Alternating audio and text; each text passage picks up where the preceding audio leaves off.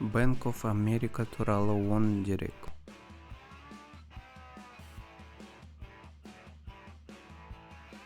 Bank of America корпорациясы көбінесе BOFA немесе BOA қысқартылған. Штаб-пәтері Шарлотта, солтүстік Каролинадағы Bank of America корпоративтік орталығында орналасқан. Инвестициялық банкі және қосалқы штаб-пәтері Манхэттенде орналасқан американдық трансұлттық инвестициялық банк және қаржылық қызметтер холдингі.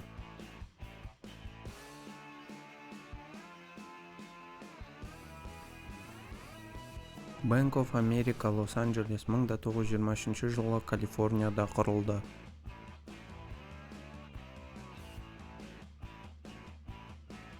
Бұл ақштағы JP Morgan Chase-тен кейінгі екінші ірі банк мекемесі және нарықты капиталдандыру бойынша әлемдегі екінші ең үлкен банк.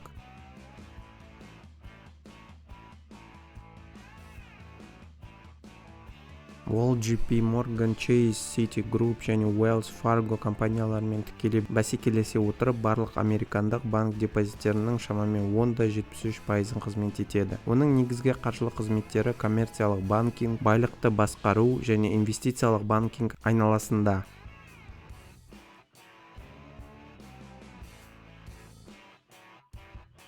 Оның тарихының бір саласы 1904 жылы Амадео Пьетро Джаннини негізін қалаған ақштағы Италия банкіне дейін созылады. Ол қызмет кемсітуіне тап болған итальяндық иммигранттарға әртүрлі банктік операцияларды ұсынды. Бастапқыда штаб-пәтері Сан-Францискода, Калифорнияда орналасқан Джаннини 1922 жылы Банк де Америка де Италия, Америка және Италия банкін сатып алды. Белгілі федералдық банк заңнамасының қабылдануы 1950 жылдардағы жылдам өсуді қамтамасыз етті. Нарықтың көрнекті үлесін тез орнатты.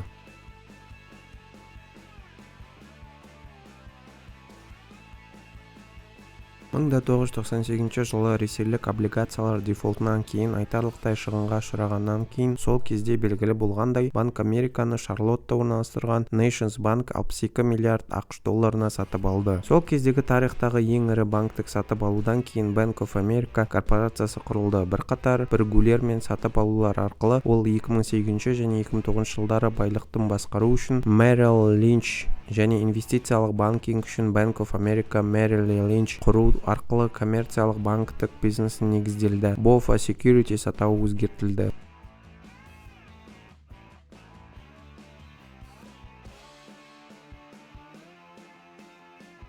Bank of America және Merrill Lynch Wealth Management өз ұсыныстарында нарықтық үлкен үлестерін сақтайды. Инвестициялық банк Berge Bracket ішінде 2018 жылғы жағдай бойынша әлемдегі үшінші ірі инвестициялық банк ретінде қарастырылады. Оның байлықты басқару жағы әлемдегі екінші ірі байлық менеджері ретінде басқарудағы 1,81 триллион ақш долларын құрайтын активтерді басқарады. UBS-тен кейін.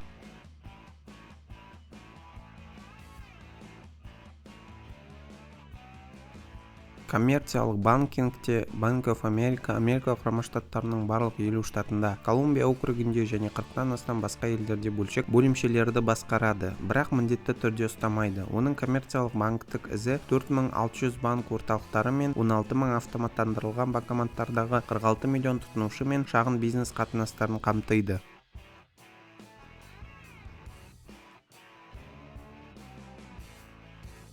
Банктың нарықтағы үлкен үлесі, іскерлік белсенділігі және экономикалық әсері 2008 жылғы қаржылық дағдарыс кезіндегі ипотекаға және қаржылық ақпаратты ашуға қатысты көптеген сот процестері мен тергеулерге әкелді. Оның орта тапқа және кеңірек банк қауымдастығына қызмет көрсетудің корпоративтік тәжірибесі 20 ғасырдың басынан бері нарықтың айтарлықтай үлесін берді. 2018 жылдың тамыз айындағы жағдай бойынша Bank of Americaның нарықтық капитализациясы 313,5 миллиард доллар құрайды. Бұл оны әлемдегі 13-ші ірі компанияға айналдырды. 6-шы ірі американдық қоғамдық компания ретінде ол 2018 жылдың маусымындағы жағдай бойынша 102,98 миллиард доллар сатылым жинады.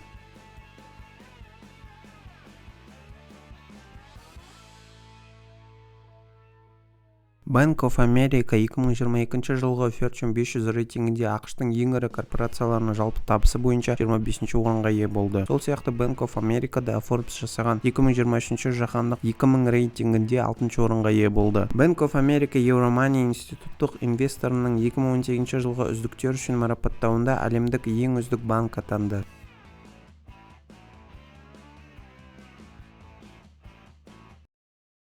Назарларыңызға рахмет.